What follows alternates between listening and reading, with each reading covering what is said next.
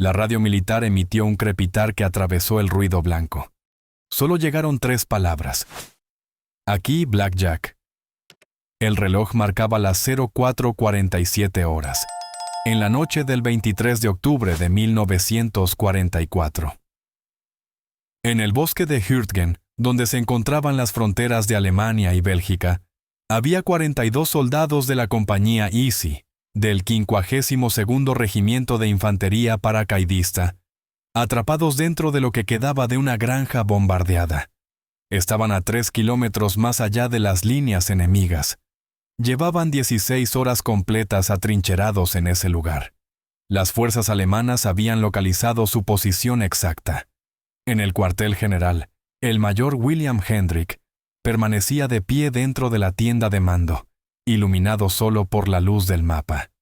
Escuchaba cómo las transmisiones del capitán Frank Morrison pasaban de seguras a desesperadas a lo largo de 3 llamadas distintas. Los hombres de Morrison habían saltado en paracaídas al amanecer del día anterior. Se suponía que era una misión de reconocimiento, pero todo se convirtió en un desastre. Los informes de inteligencia aseguraban que la zona estaba apenas defendida. Aquellos informes estaban catastróficamente equivocados. Un batallón completo de granaderos Panzer de las SS había llegado a ese sector apenas 12 horas antes del salto. La voz de Morrison volvió a crujir en la radio. Tenemos 8 heridos que ya no pueden caminar. Munición para quizá 2 horas más de combate. Están acercando vehículos blindados. Solicito extracción inmediata. Las matemáticas de la situación eran duras e imposibles de discutir. 2 intentos de rescate ya habían salido mal. La compañía Charlie perdió 11 hombres al intentar avanzar al anochecer. Un pelotón de tanques de la 3ª División Acorazada llegó hasta 800 metros antes de que los cañones alemanes de 88 milímetros destruyeran 2 Shermans y obligaran al resto a retirarse. Toda la zona entre las líneas era una trampa mortal, llena de posiciones de ametralladoras con campos de tiro superpuestos, equipos de morteros y al menos 4 piezas de artillería antitanque, atrincheradas en terreno elevado. Hendrick hizo los cálculos terribles que todo comandante teme tener que hacer. Podía enviar otra compañía y probablemente perder unos 30 hombres, con apenas un 20% de posibilidades de éxito.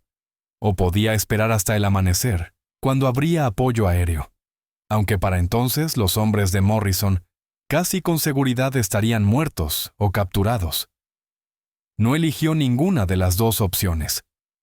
Mantenemos posición hasta la primera luz, informó a sus oficiales de Estado Mayor.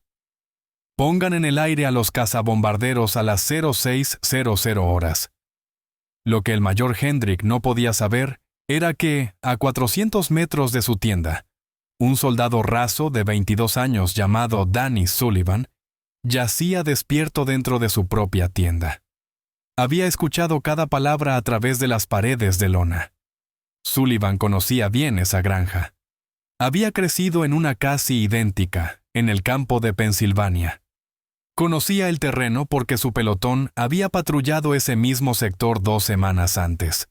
Y Danny Sullivan tuvo una idea que podía llevarlo ante un consejo de guerra o convertirlo en un héroe. Lo más probable era que hiciera ambas cosas. Para entender por qué nadie creía que Danny Sullivan pudiera rescatar a aquellos paracaidistas, había que entender quién era realmente, o, más aún, quién no era. El soldado de primera clase Daniel James Sullivan se había alistado el día que cumplió 18 años, en marzo de 1942, 3 meses después del ataque a Pearl Harbor. Fue expulsado de la escuela de oficiales tras solo 6 semanas de entrenamiento. Sus instructores anotaron que era demasiado impulsivo. Los informes decían que no seguía los procedimientos establecidos y mostraba mal juicio bajo presión. Falló el curso de paracaidista en 2 ocasiones. La primera, por una lesión en el aterrizaje. La segunda, por insubordinación, al cuestionar por qué debían saltar en una zona de entrenamiento que él consideraba tácticamente inadecuada. Lo cierto era que su evaluación táctica había sido correcta, algo que solo consiguió enfurecer aún más a sus superiores. Para octubre de 1944, Sullivan llevaba 8 meses asignado a la compañía de apoyo de la Tercera División Acorazada. Sus tareas consistían en trabajo administrativo y, en ocasiones, ayudar como asistente de mecánica. Su expediente personal incluía 3 cartas de reprimenda, 2 sanciones disciplinarias del artículo 15 por infracciones menores y exactamente 0 menciones o condecoraciones. Incluso su propio sargento de pelotón, el sargento primero Earl Mackey, se lo había dicho una vez. Sullivan, piensas demasiado y escuchas muy poco. Eso va a terminar matándote a ti o a alguien más. El ejército ya había intentado todos los métodos convencionales para llegar a los paracaidistas atrapados de Morrison. El asalto diurno lanzado a las 14:30 se ejecutó exactamente según el manual. Infantería avanzando bajo cobertura de artillería, apoyo de vehículos blindados, reconocimiento previo adecuado. El resultado fue 11 bajas y ningún avance logrado. El empuje blindado de las 17:30 siguió cada principio del manual de guerra acorazada. El resultado fueron 2 tanques Sherman destruidos, 3 tripulantes muertos y los vehículos restantes obligados a retirarse. Todos los oficiales de alto rango a nivel de mando divisional coincidieron en una cosa: intentar un rescate nocturno sería un suicidio. El terreno lo hacía imposible. Esa granja se encontraba en una depresión natural, con terreno elevado rodeándola por 3 lados. Las fuerzas alemanas habían pasado todo el día fortificando posiciones. Habían colocado nidos de ametralladoras MG-42, con campos de tiro cruzados que cubrían cada metro de las rutas de aproximación. Los equipos de mortero ya habían registrado previamente sus coordenadas de tiro. Los cañones antitanque de 88 milímetros estaban atrincherados en la cresta, con líneas de visión perfectas. El coronel James Thornton, el oficial blindado de mayor rango de la división, lo dijo sin rodeos durante la reunión nocturna. Caballeros, ese valle es una caja de muerte. Cualquier vehículo que enviemos de noche avanzará a ciegas. Escucharán nuestros motores desde 1 kilómetro de distancia. Incluso si por algún milagro un blindado llega a la granja, ¿cómo sacaríamos a 40 hombres de allí? No caben todos dentro del tanque. Tendrían que salir caminando detrás del vehículo, completamente expuestos, bajo fuego desde 3 direcciones. Perderíamos el tanque, la tripulación y a los hombres que intentamos salvar. Las opiniones expertas fueron unánimes. Los manuales tácticos eran clarísimos. El consenso era absoluto. Esperar al amanecer. Esperar a que hubiera apoyo aéreo. Aceptar que algunos hombres morirían, pero no agravar la tragedia causando más muertes.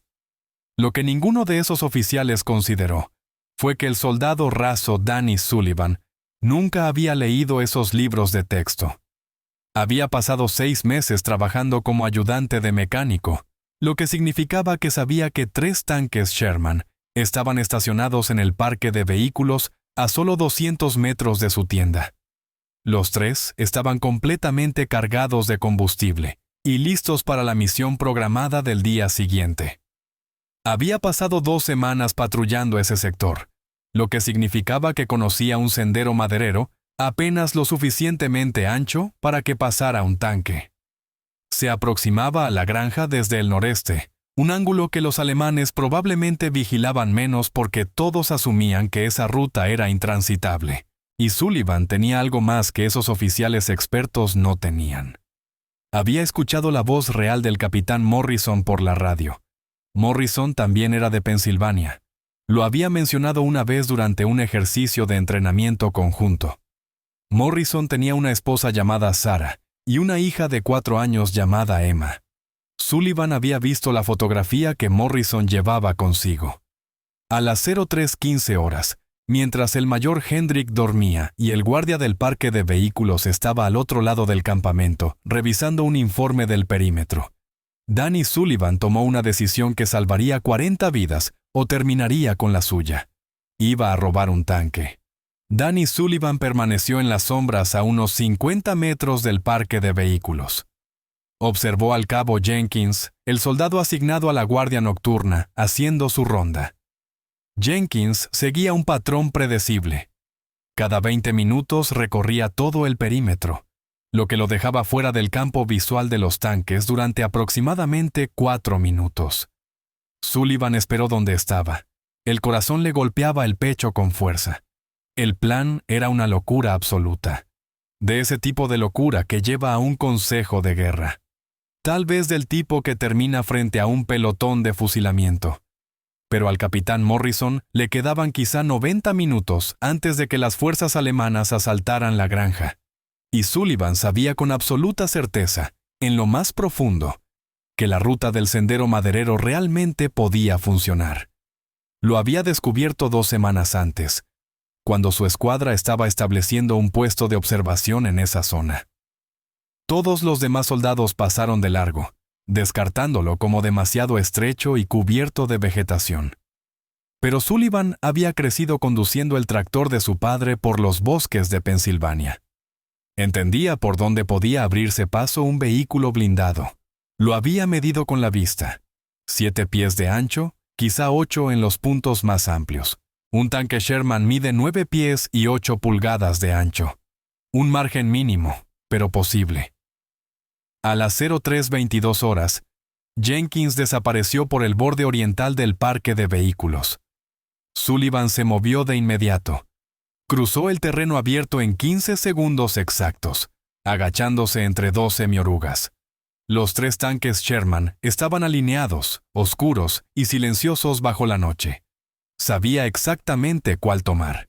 El modelo M4A13-8 situado a la izquierda, el que la tripulación del sargento Kowalski llamaba Lucky, porque había sobrevivido 4 meses seguidos sin una sola avería mecánica. Más importante aún para Sullivan, él mismo había ayudado a revisarlo el día anterior. Sabía de primera mano que estaba cargado de combustible, con munición y en perfecto estado mecánico. La escotilla no estaba cerrada con llave. Las tripulaciones no suelen bloquear los accesos en un parque trasero, porque ¿quién sería lo bastante estúpido como para robar un vehículo blindado de 30 toneladas? Sullivan se encaramó al casco, las botas golpeando suavemente el metal. Se dejó caer por la escotilla de la torreta hasta la posición del comandante, y luego se deslizó hacia adelante hasta el asiento del conductor. El interior olía a aceite, a residuos de cordita y al sudor rancio de 100 misiones de combate. Sus manos encontraron los mandos en la oscuridad. 6 meses observando a las tripulaciones le habían enseñado más de lo que había creído entonces. Conocía de memoria la secuencia de arranque, interruptor de baterías en posición de encendido, bomba de combustible activada, esperar a que suba la presión. El motor radial exigía seguir un procedimiento preciso. Activar el cebador, contar hasta 3, pulsar el arranque. El motor de arranque gruñó. El motor tosió una vez y se apagó. Las manos de Sullivan empezaron a temblar. Jenkins regresaría en 90 segundos o menos. Repitió la secuencia. Cebador activado. Contó en voz alta. Pulsó el arranque. El motor radial Wright R975 rugió con vida como un trueno rodando por todo el campamento.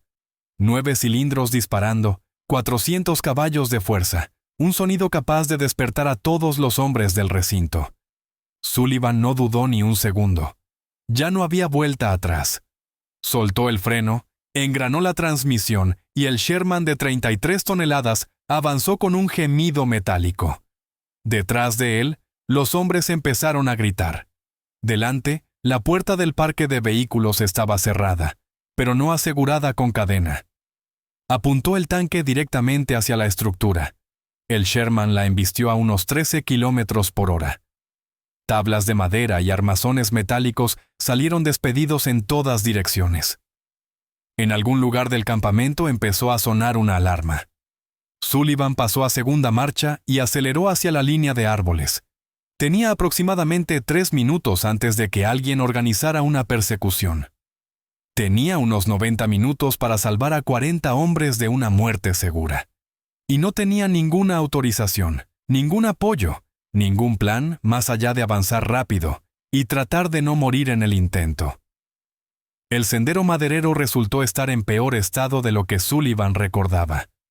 El Sherman se abrió paso entre la maleza espesa a unos 24 kilómetros por hora.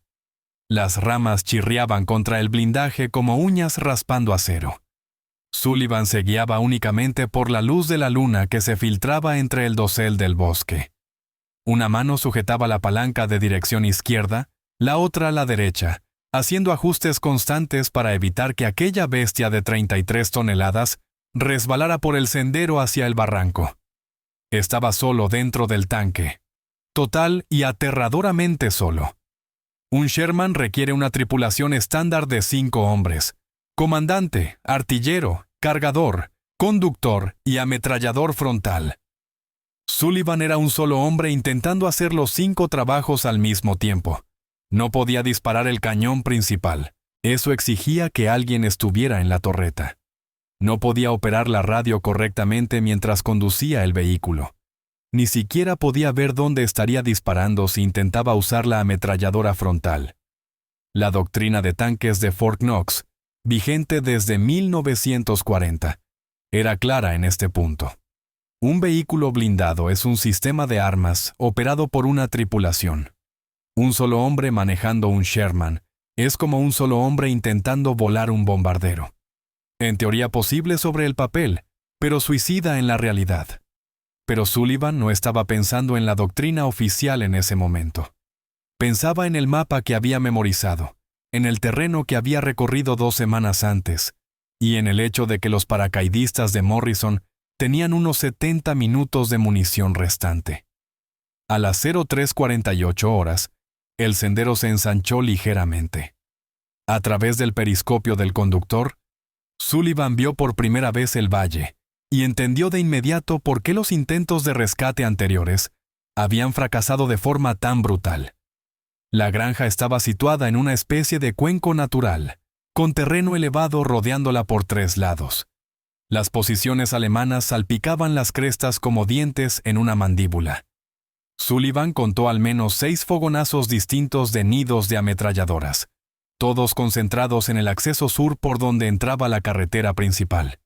Los morteros barrían la posición de la granja con patrones constantes. Las balas trazadoras surcaban la oscuridad como fuegos artificiales mortales. Los hombres de Morrison seguían respondiendo al fuego, lo que significaba que seguían vivos. La ruta de aproximación de Sullivan desde el noreste lo colocaba a 800 metros del objetivo, con pocas posiciones alemanas entre él y la granja. Pero había un problema serio por delante. El sendero terminaba a 200 metros en el lecho de un arroyo.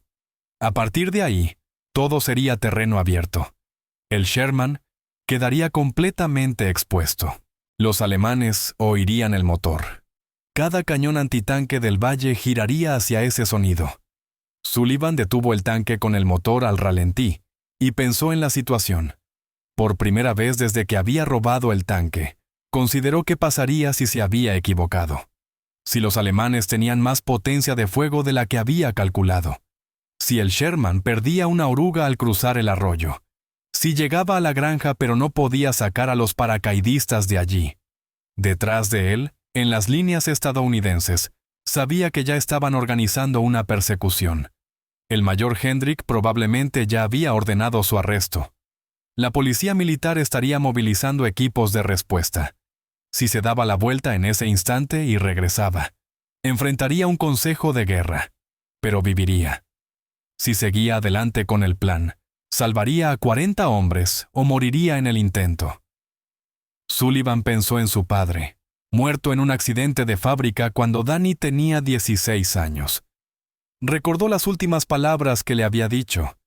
Cuando ves algo que debe hacerse y nadie más da un paso al frente, lo haces tú. No pides permiso. No esperas a que otro se encargue. Simplemente lo haces. Sullivan metió el Sherman en primera.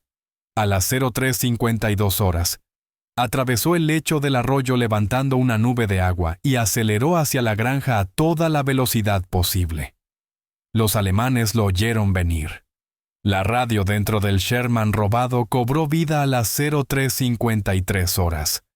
Unidad blindada no identificada, aquí Blackjack 6, Identifíquese de inmediato. El mayor William Hendrick estaba de pie en la tienda de mando, rodeado de oficiales que parecían haber visto materializarse a un fantasma.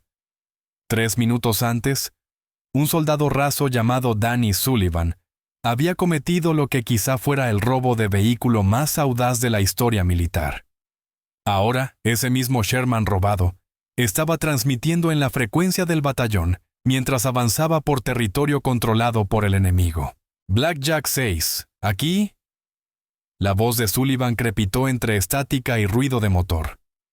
Soy ese soldado raso que tomó su tanque, señor. Estoy a unos 2 minutos de la granja. Voy a sacar a esos paracaidistas de allí.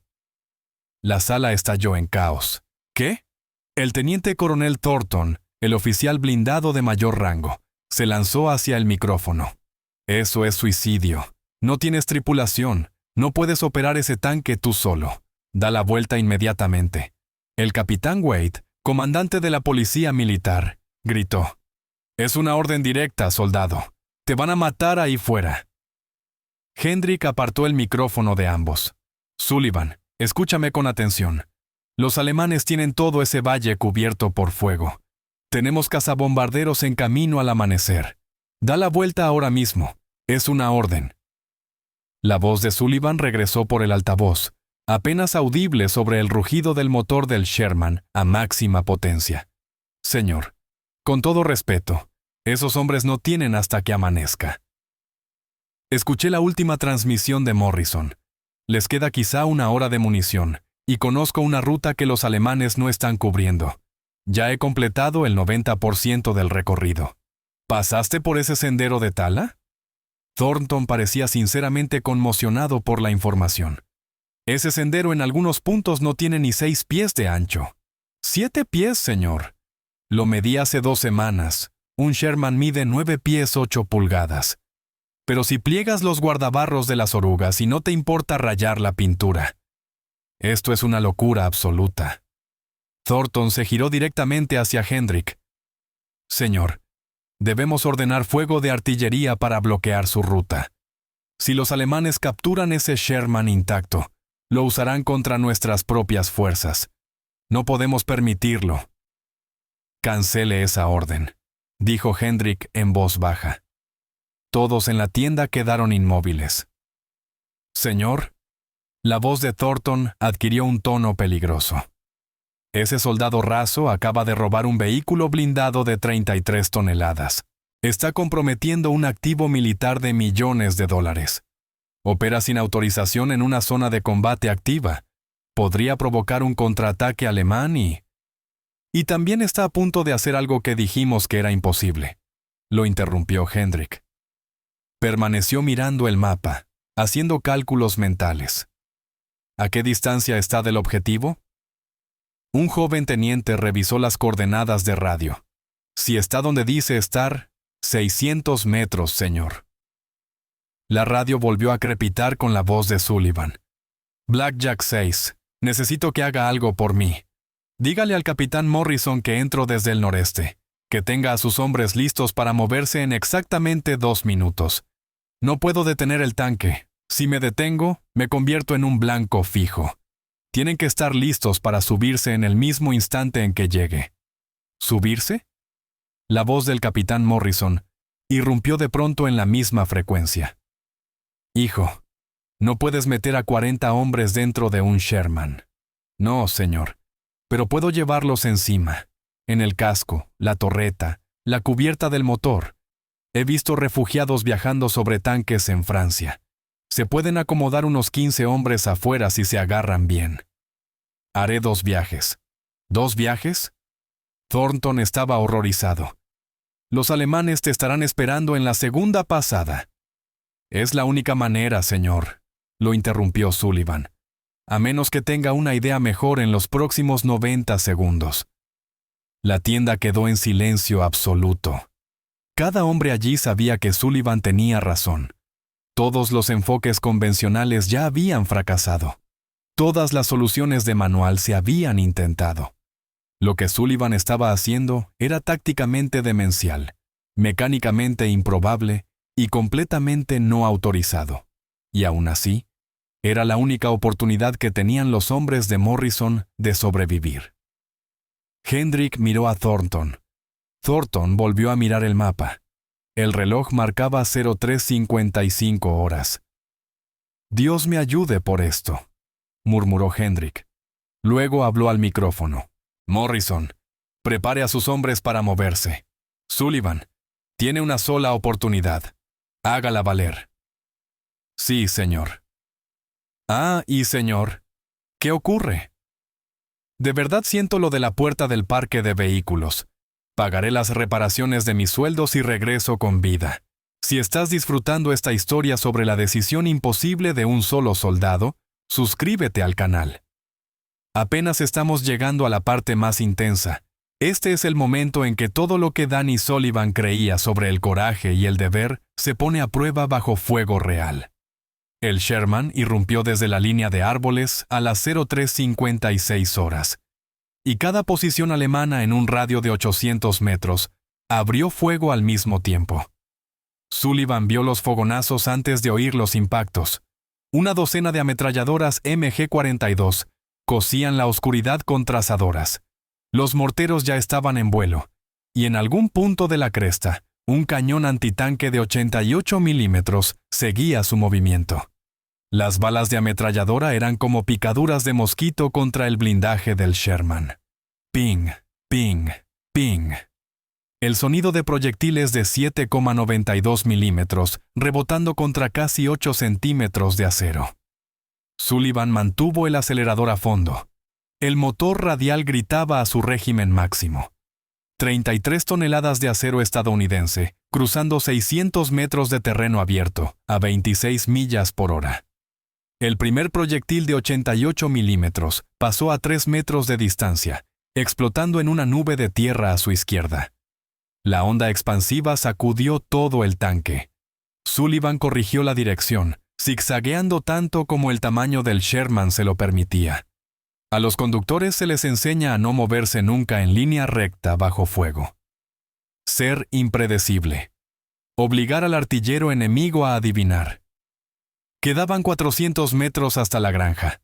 Un proyectil de mortero impactó a 6 metros por delante, justo en su trayectoria. Sullivan no redujo la velocidad ni un segundo. El Sherman atravesó el cráter a toda marcha, la suspensión gritando, las orugas crujiendo bajo la tensión. Durante un instante aterrador, el morro se hundió, y Sullivan creyó que el tanque iba a volcar de frente. Pero el peso del motor lo arrastró hacia abajo, y lo sacó por el otro lado. El segundo proyectil de 88 milímetros impactó contra el tanque. La explosión fue apocalíptica.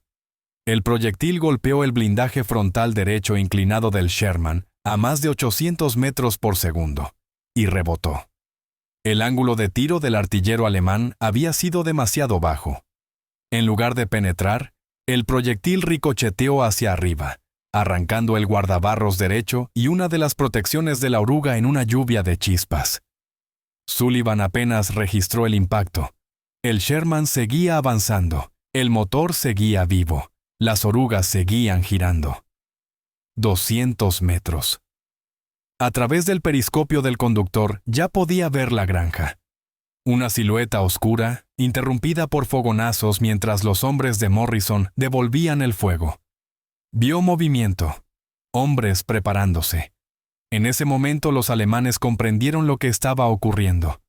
El fuego de ametralladora se intensificó de golpe, desplazándose de la granja al tanque que avanzaba. Cientos de disparos por minuto martilleando el casco, la torreta, la cubierta del motor. Ninguno atravesó el blindaje, pero dentro del tanque el ruido era ensordecedor. Una tormenta metálica que hacía casi imposible pensar.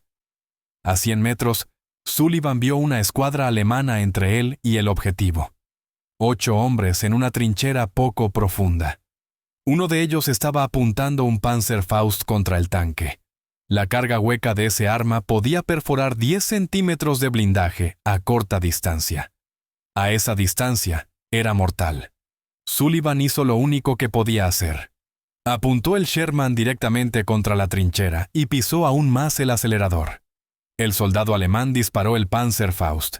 El proyectil salió con un destello y un silbido, y pasó a menos de 1 metro por encima de la torreta, fallando porque el tanque estaba más cerca y se movía más rápido de lo que había calculado. El Sherman no falló. 33 toneladas a más de 40 kilómetros por hora golpearon la trinchera como un meteorito.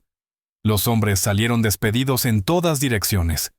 El tanque pasó por encima, las orugas triturando tierra y sacos de arena. 50 metros. Sullivan activó la ametralladora de casco calibre 30, disparando a ciegas, barriendo las posiciones alemanas a su derecha. No sabía si estaba alcanzando algo, pero el efecto psicológico fue inmediato. El fuego trazador obligó a los alemanes a cubrirse, rompiendo su puntería durante segundos preciosos. A 20 metros, Sullivan pisó los frenos con fuerza. El Sherman derrapó y se detuvo entre grava y tierra. El casco quedó colocado entre la granja y las posiciones alemanas. 33 toneladas de cobertura móvil. ¡Ahora! ¡Ahora! La voz de Morrison estalló por la radio, sin señales ni protocolo. Sullivan abrió la escotilla y emergió en un infierno absoluto. El ruido era total. Ametralladoras, morteros, gritos, el motor del Sherman rugiendo al ralentí. Los paracaidistas salieron de la granja destrozada. No eran 42, comprendió de inmediato, sino quizá 35. El resto eran bajas, muertos o demasiado heridos para moverse. Al tanque, muévanse. Morrison estaba en todas partes, agarrando hombres, empujándolos físicamente hacia el Sherman. Trepaban por el blindaje, buscando agarres en la torreta, la cubierta del motor, las protecciones de las orugas. Manos aferradas al acero, cuerpos apretados. Un mortero explotó a 5 metros. La metralla repiqueteó contra el blindaje. Un paracaidista gritó y cayó. Morrison lo levantó, con la sangre brotando de la pierna, y lo lanzó literalmente sobre la cubierta del motor, donde otros 2 lo sujetaron. Sullivan contó cabezas tan rápido como pudo. 15, 16, 17 hombres aferrados al Sherman como percebes al casco de un barco. «Es todo lo que cabe», gritó Morrison, subiéndose junto a la torreta. «¡Arranca ya!» «¿Y los que quedan dentro?», gritó Sullivan. «Me quedo con ellos. Saca a estos y vuelve por el resto». No hubo tiempo para discutir. Sullivan volvió a caer en el asiento del conductor y metió la transmisión en reversa. El Sherman dio un brusco tirón hacia atrás y Sullivan oyó a los hombres gritar, aferrándose con más fuerza a lo que pudieran. No podía ver absolutamente nada detrás. El periscopio del conductor solo miraba hacia adelante, así que maniobró únicamente con la memoria, rezando no cruzar un cráter o una zanja que lanzara a los hombres del tanque. Los alemanes ya habían entendido exactamente lo que estaba ocurriendo. El artillero del cañón de 88 milímetros los estaba siguiendo. Sullivan vio el fogonazo una fracción de segundo antes de que llegara el disparo. El proyectil pasó a 15 centímetros por encima de la torreta. Sintió la onda de presión, oyó a un paracaidista gritar, pero nadie cayó del tanque. Engranó marcha adelante y aceleró por el mismo camino por el que había llegado. 17 hombres aferrados desesperadamente a un tanque a toda velocidad, mientras el fuego alemán los perseguía a través de 800 metros de terreno abierto. El regreso duró 90 segundos que se sintieron como 90 horas. Sullivan zigzagueó la ruta. Morteros explotaban a izquierda y derecha. Trazadoras de ametralladoras surcaban la oscuridad. El Sherman recibió impacto tras impacto. Chispas en el blindaje, pintura quemada, pero el motor seguía vivo y las orugas seguían girando. A las 04:03 horas, el Sherman irrumpió de nuevo en las líneas estadounidenses. Los sanitarios rodearon el tanque de inmediato, bajando a los paracaidistas heridos y llevándolos a los puestos de socorro. Los 17 hombres que Sullivan acababa de salvar se alejaron tambaleándose. Uno de ellos, un sargento con un vendaje empapado de sangre en la cabeza, se volvió y saludó al Sherman. Sullivan no vio ese saludo. Ya estaba girando el tanque para volver. «¿Qué está haciendo?». Hendrik apareció de pronto junto al vehículo, corriendo desde la tienda de mando. Sullivan se asomó por la escotilla del comandante. Señor, todavía hay 18 hombres allí. El capitán Morrison se quedó con ellos. Sullivan, ya ha hecho... Voy a volver, señor, interrumpió Sullivan. ¿Con o sin permiso? Hendrick lo miró durante 3 largos segundos y habló. Cárguenle munición. Reúnan una tripulación. No hay tiempo, señor. Les quedan quizá 20 minutos de munición. Sullivan volvió a meterse en el tanque antes de que Hendrick pudiera responder. El Sherman avanzó de nuevo, hacia el sendero maderero, hacia el valle, hacia los 18 hombres aún atrapados en la granja. Detrás, Hendrick se volvió hacia sus oficiales. Preparen la artillería para darle cobertura, y consíganme esos cazabombarderos antes. No me importa si tienen que despertar al propio Eisenhower. Antes de mostrar cómo termina este rescate imposible, tómate 2 segundos para darle like a este video. Ayuda a compartir historias de coraje como la de Danny Sullivan. Ahora, esto fue lo que ocurrió en la segunda pasada. El segundo intento resultó peor que el primero. A las 04:14 horas, Sullivan salió del bosque y vio que los alemanes habían reposicionado sus fuerzas. Ya sabían de dónde venía, sabían lo que intentaba hacer. El cañón de 88 milímetros se había movido a un ángulo de tiro mejor. 2 nidos de ametralladora más cubrían su ruta. Pero algo más había cambiado. La artillería estadounidense había abierto fuego. Hendrick había comprometido todas las piezas al alcance para suprimir las posiciones alemanas. Las crestas estallaron en explosiones. Y arriba, demasiado pronto, increíblemente pronto, Sullivan oyó el rugido inconfundible de los P-47 Thunderbolt cayendo desde 2.400 metros. Sus ametralladoras calibre 50 destrozaban las posiciones enemigas. El Sherman cubrió los 800 metros en 3 minutos exactos. Morrison y otros 17 paracaidistas se subieron al casco, la torreta y la cubierta del motor. Uno de ellos apenas estaba consciente, sostenido por sus compañeros. Sullivan los oyó rezar mientras aceleraba de regreso hacia las líneas amigas. El cañón de 88 milímetros disparó una última vez. El proyectil golpeó el conjunto de la oruga izquierda y Sullivan sintió el tirón nauseabundo cuando la cadena se rompió. El tanque derrapó con fuerza y se detuvo a 200 metros de las líneas amigas. ¡Todos fuera del tanque!, gritó Sullivan con todas sus fuerzas. ¡Corran! Los paracaidistas saltaron, tropezaron y corrieron a través de la oscuridad previa al amanecer, mientras el fuego alemán los perseguía. Sullivan fue el último en salir, abandonó el Sherman inutilizado donde había quedado y corrió detrás de ellos. Todos regresaron. Todos y cada uno. 35 paracaidistas evacuados con éxito. 0 muertos durante la extracción. 8 heridos. Todos sobrevivieron. Y un soldado raso absolutamente no autorizado que acababa de cometer lo que más tarde sería descrito como el acto de insubordinación y heroísmo más espectacular en la historia de la división. La audiencia de consejo de guerra duró 15 minutos en total. La ceremonia de la medalla de honor duró más que eso.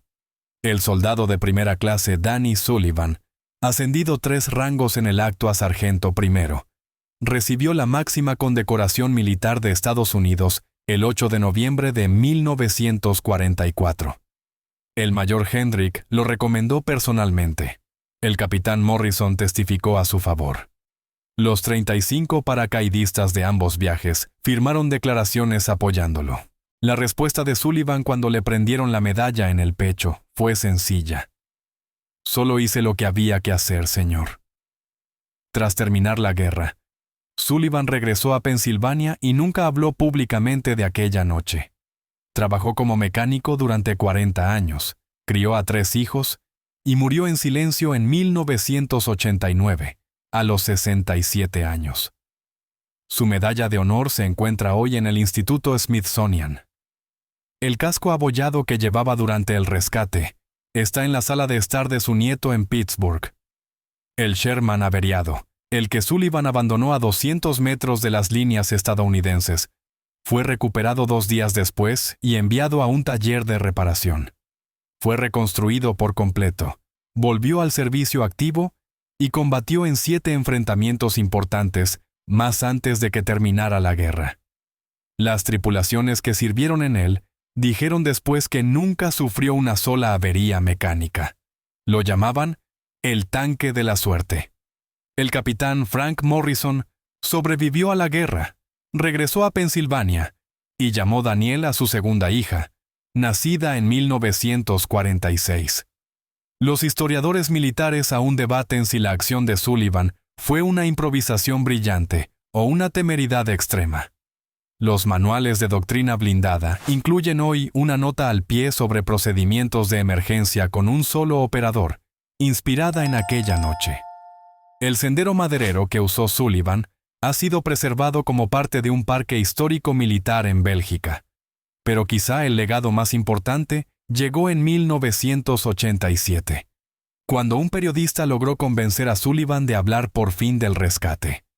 Le preguntó si lo haría de nuevo, sabiendo que no estaba autorizado, sabiendo que podía haberle costado la vida.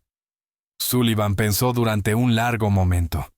Luego sacó una fotografía gastada de su cartera. 43 hombres de pie juntos, todos ya con el pelo gris, todos sonriendo en una reunión en 1985. Estos hombres pudieron volver a casa, dijo en voz baja. Tuvieron familias, carreras, vidas, todo porque alguien rompió las reglas una noche de 1944. Hizo una pausa antes de continuar. Así que sí, lo haría otra vez, cada vez. La lección aquí no trata de romper reglas por romperlas. Trata de entender que a veces el coraje consiste en actuar cuando todos los demás dicen que hay que esperar, en avanzar cuando todos dicen que es imposible, y en preocuparse más por lo correcto que por lo seguro. Danny Sullivan no pidió permiso. No esperó la aprobación del mando superior. Vio a hombres que necesitaban ayuda y los ayudó. A veces, eso es exactamente lo que parece el heroísmo. Una persona común decidiendo que lo imposible solo significa que nadie lo ha intentado lo suficiente todavía.